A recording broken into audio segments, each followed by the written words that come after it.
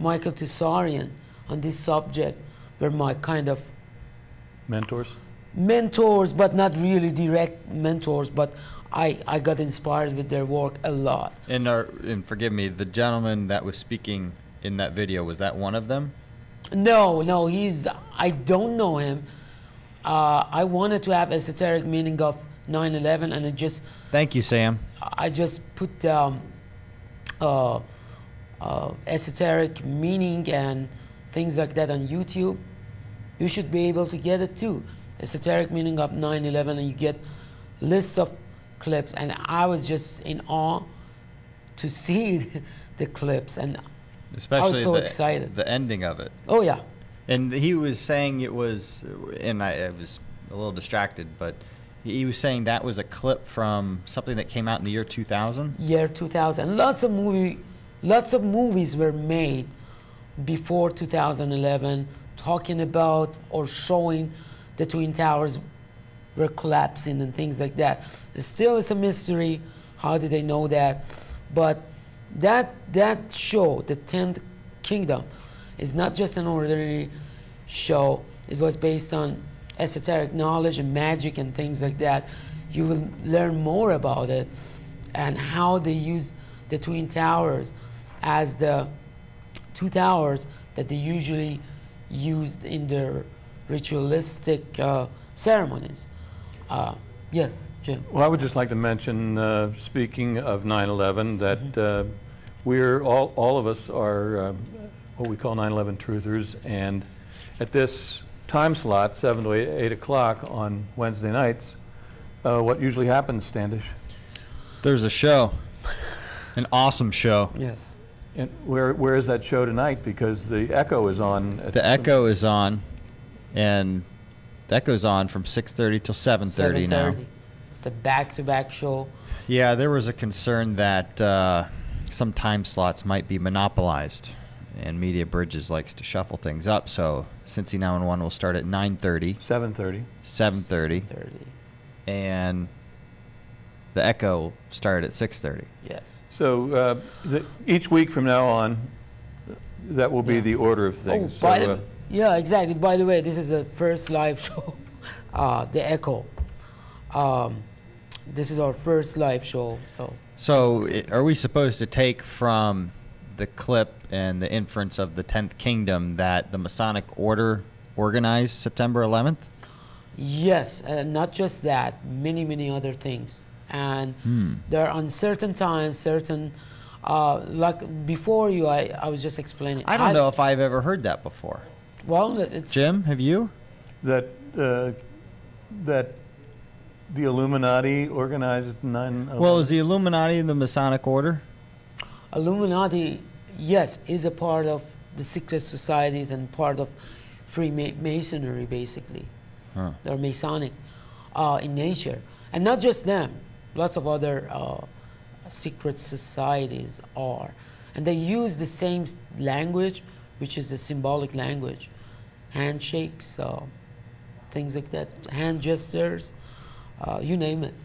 That's how they communicate with each other.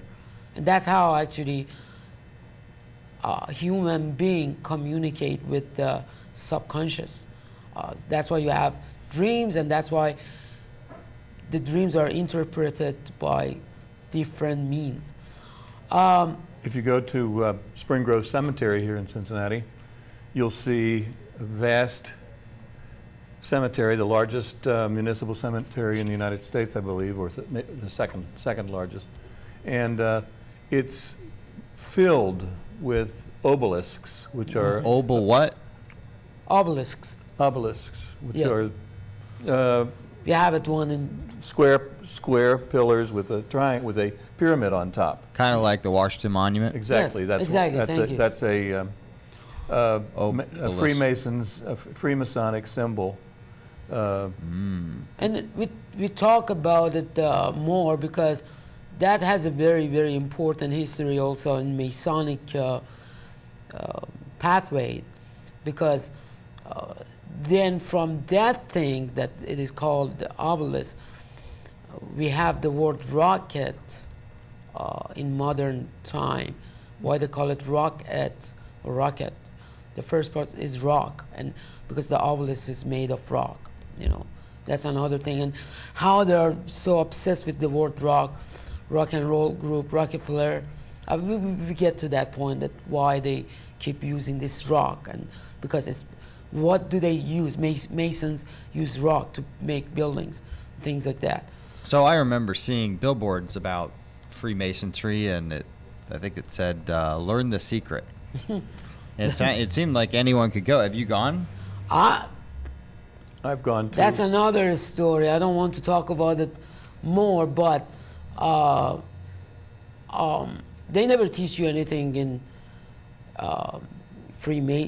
the Mason temples until you reach to the 33 degree. Then you will learn things. That's what Lindner is. The real secret thing. Yeah. They never teach you anything secretive until you reach to that point. So what happens? Is it 33 degrees or 33rd level? 33rd level. Okay, I didn't know if it had something to do Level with or like 33 degrees latitude, longitude, or something. But we'll get to that point because 33 is very important. It's a very important number. It's 3 by 11. But Sam, I hope the next clip is ready. Let's watch that and we'll come back and hopefully we can talk about it more.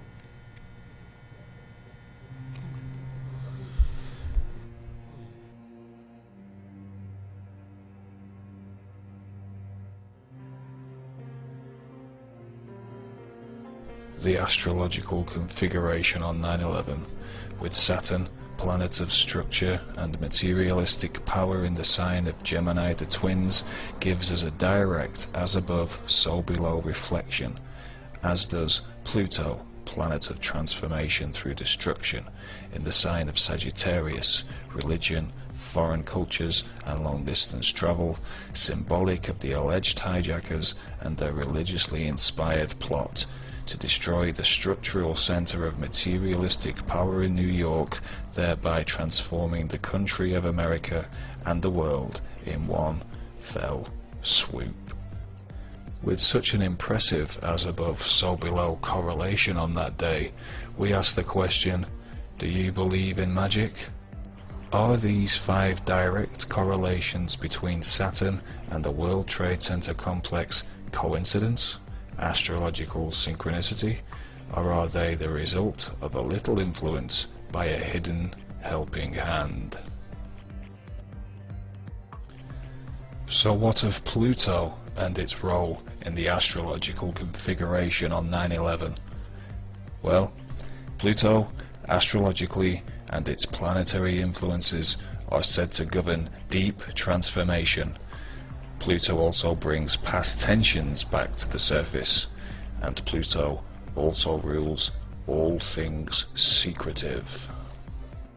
Astrological Pluto gives us direct as above so below correlations with deep transformations occurring on all levels at the World Trade Center, New York, America, and indeed the world. The long-standing Muslim-Christian tensions were brought back to the surface on a massive scale, and the terrorist organization Al-Qaeda and its alleged secret plot was laid open for all to see. And Pluto, in Sagittarius, the sign of religion, ties all these aspects together with remarkable accuracy. Can events of a celestial nature really so closely mirror those on the ground below? Or is some other force secretly at work? Given that Pluto postdates the origins of ancient astrology and the earlier practices of occult magic, and in the interest of impartial, factual truth-seeking, I find it necessary at this point to explore the history of the recently discovered and recently demoted celestial body, Pluto. The story begins at Lowell Observatory in the USA, where Percival Lowell began searching for his Planet X in 1906. After his death in 1916, his work was continued by Clyde Tombaugh, who, after studying photographic plates of space, discovered the elusive ninth planet, and on March 13, 1930, he announced his discovery in a telegram to Harvard Observatory.